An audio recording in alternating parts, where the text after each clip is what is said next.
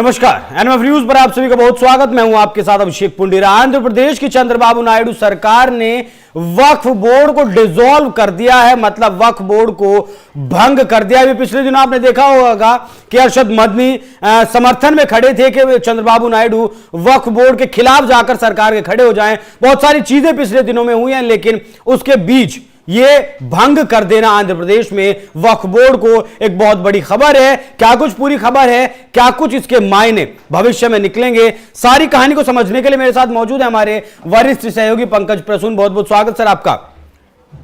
ये जो आंध्र प्रदेश ने डिसॉल्व किया है वक्फ बोर्ड को, ये पूरा मामला क्या है और इसके मायने क्या है? डिसॉल्व या पूरी तरह भंग कर दिया है आंध्र प्रदेश की सरकार ने, और इसके लिए बकायदा जियो भी जारी कर दिया गया है, जिसे जियो 75 कहते हैं। मतलब सरकारी आदेश भी जारी हो गया है कि अब आंध्र प्रदेश भारत में शायद इकलौता ऐसा राज्य है जहां कोई वक्फ बोर्ड नहीं होगा। और इसके पीछे कारण प्रॉपर्टीज आती थी, उनका क्या होगा वो देखा जाएगा। अभी तो जैसे स्टेटस को है, उसके बाद आंध्र प्रदेश सरकार जो भी करेगी वो हम दर्शकों को बताते रहेंगे। लेकिन अभी फिलहाल आंध्र प्रदेश में वक्फ बोर्ड जैसी कोई चीज नहीं रहेगी। ये इसका कारण है क्या है कि एक हाईकोर्ट में एक केस गया था कि वक्फ बोर्ड के जो अध्यक्ष थे उनकी नियुक्ति को लेकर विवाद था। तो हाईकोर्ट ने स्टे लगा दिया था कि जब तक अध्यक्ष पद को लेकर फैसला नहीं होता तब तक कोई कामकाज नहीं कर सकती। ये तारीख थी 21 अक्टूबर 2023 को।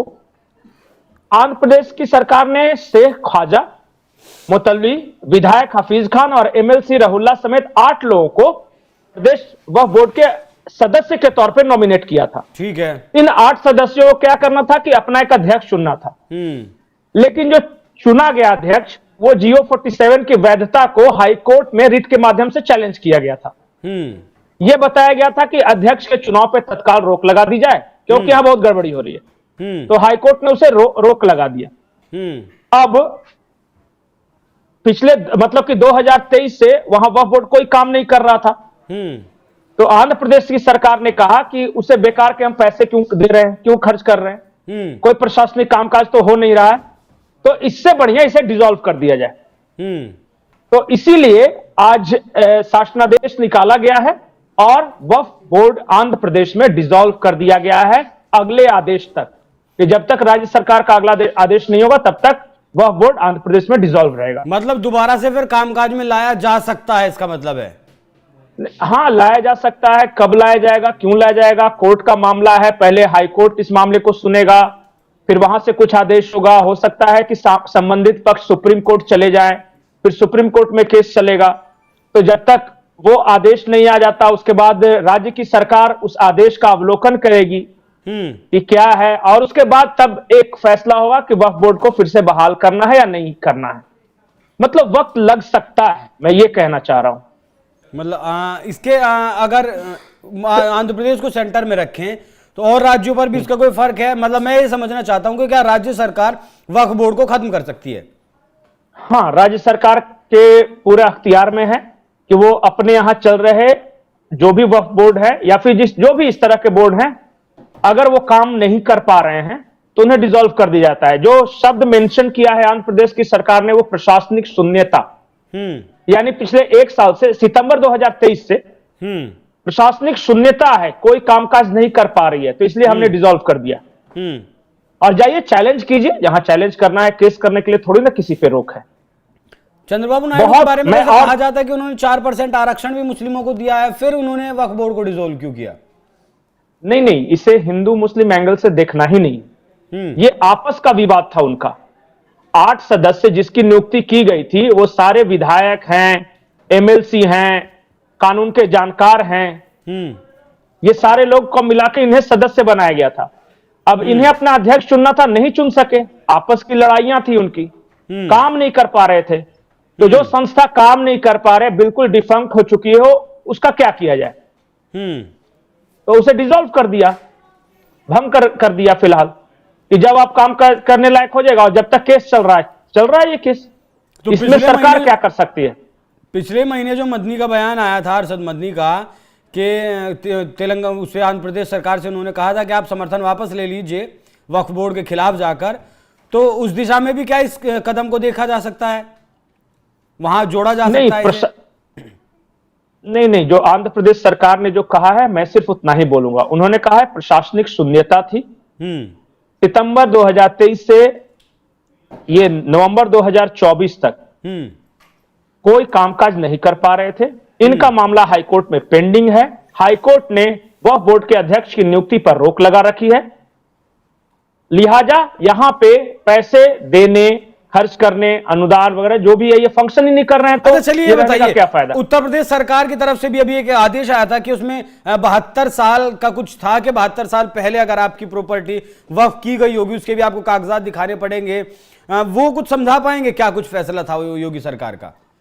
नहीं, वो फैसला ये था, उत्तर प्रदेश की सरकार का कहना था कि अगर आपने दान दिया है तो कब दान दिया है, आजादी के पहले दान दिया है या आजादी के बाद। वक्फ बोर्ड के गठन, जब इस देश में पहली बार वक्फ बोर्ड बना तो उससे पहले दिया या वक्फ बोर्ड के गठन के बाद दिया? अगर पहले भी आपने दिया है तो कागजात कुछ तो होंगे। मान लिया कि आप अभिषेक पुंडीर आप अपनी प्रॉपर्टी मान लिया कि मुझे दे रहे पंकज प्रसन्न को, तो इसका कुछ तो प्रूफ आपने रखा होगा या लेने वाले ने प्रूफ रखा होगा। नहीं है तो नहीं मान्य होगा, सरकार के पास जाएगी वो प्रॉपर्टी। हां, अगर आपने दिया है, आप सिर्फ मुंह से कह देने से थोड़ी ना होगा। ऐसे तो फिर लाखों प्रॉपर्टी होंगी पूरे देश में। हाँ, नहीं, और कब्जाई गई प्रॉपर्टी हो सकता है कि वक्फ बोर्ड का गठन ना हुआ हो उस समय तक इस देश में, और कुछ जगहों को इन्होंने कब्जा कर लिया हो। अब उसको कैसे प्रूफ करें? मतलब ये जो भी अगर आपके पास कागजात हैं, या तो देने वाले के पास या फिर लेने वाले के पास, कोई भी जमीन प्रॉपर्टी कुछ भी ट्रांसफर होता है तो कागजात कुछ तो बनते हैं। कागज दिखाने के ऊपर तो 19 में इतना बड़ा धरना प्रदर्शन विवाद हो गया पंकज जी, आप फिर कागज दिखाने की बात कर रहे हैं? नहीं, सरकारें तो कागज से ही चलती हैं। वो सिर्फ मुंह से कह देने से, अगर कल को कोई कुछ बोल दे कि नहीं आज से ये जो आप जिस ऑफिस में बैठे हैं वो मेरा, तो आप क्या कीजिएगा? आप अपना कागज दिखाइएगा। वैसे तो कागज नहीं दिखाएंगे, लेकिन जब बात राम मंदिर की आएगी या संभल की आएगी या फिर अजमेर की आएगी तब फिर ये कागज मांगेंगे खुद से। नहीं, देखिए आप कुछ भी करें, आपको क्या लगता है जब भी कोर्ट में यह मामला जाता है, कोर्ट फैसला देता है ना, और कोर्ट में तो दोनों पक्ष रहते हैं और दोनों के अपने अपने तर्क होंगे, दोनों के तर्क सुनने के बाद ही कोर्ट कुछ फैसला करता हो जी। ऐसा थोड़ी है कि कोर्ट कोई याचिका दायर कर दिया और कोर्ट ने अपना मनमाना फैसला सुना दिया। ये तो पब्लिक को इसी तरह बताया जाता है ना। ठीक है, अभी देखिए, अभी मैं बता रहा हूं, यूपी का एक कॉलेज है, 100 एकड़ की जमीन है। अब अचानक अब आके वक्फ बोर्ड ने कह दिया कि हमारी है, तो सिर्फ कह देने से नहीं होगा ना। अब तक नियम यही बना रखा था, जो कांग्रेस की सरकारें थी उन्होंने यही कह रखा था कि जिसपे वक्फ बोर्ड उंगली रख देगा वो उसकी संपत्ति हो जाएगी। लड़ाई तो यही है ना कि भाई सिर्फ बोल देने से क्या होता है। ये सारा जो वक्फ बोर्ड संशोधन बिल है वो यही है कि जिस जमीन पे वक्फ बोर्ड ने हाथ रख दिया वो उसकी हो जाएगी, ऐसा नहीं चलेगा। ये देश में कानून का राज है, संविधान का राज है। ठीक है पंकज जी, बहुत बहुत धन्यवाद आपका इस खबर को विस्तार देने के लिए। तो आंध्र प्रदेश से ऐसा एक जियो जारी किया गया है, नोटिफिकेशन जारी किया गया है, मामला हाई कोर्ट में है। अब वक्फ बोर्ड वहां डिसोल्व कर दिया गया, भंग कर दिया गया, मतलब फिलहाल मौजूदा वक्त में आंध्र प्रदेश में वक्फ बोर्ड नाम की कोई चीज अस्तित्व में नहीं है। आने वाले वक्त में अध्यक्ष का चुनाव होता है, कोर्ट का फैसला आता है, तब हो सकता है ये अस्तित्व में आए। जी पंकज जी। नहीं, लास्ट मैं ये बोल रहा हूं कि जिन जिन राज्यों में वक्फ बोर्ड के अंदर विवाद है जी, या जो नियुक्तियां नहीं कर पा रहे हैं या फिर जो फंक्शन नहीं कर पा रहे हैं, उनके लिए अलार्म है, या तो जल्दी से अपने विवाद सुलझा लें और नहीं तो फिर समझ रहे हैं कि आंध्र वाला पैटर्न लागू हो जाएगा। ठीक है, बहुत बहुत धन्यवाद पंकज जी। दर्शकों, चर्चा आपको कैसी लगी कमेंट कर जरूर बताइएगा। नमस्कार।